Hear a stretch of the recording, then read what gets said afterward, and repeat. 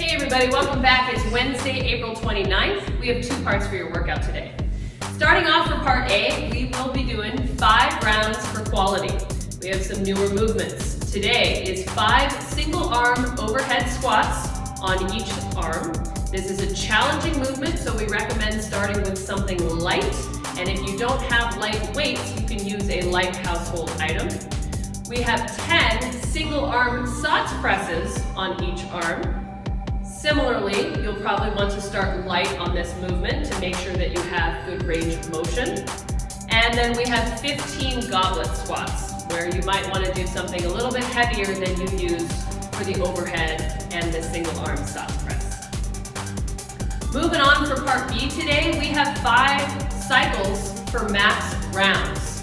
In 2 minutes, we're going to perform an Amrap of 4 pistols, 4 box jumps, and 4 burpees. We're going to rest 1 minute between each round.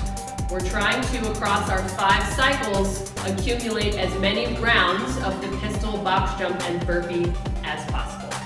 All right, you guys, we're excited about these workouts. Good luck. Make sure you let us know how you did.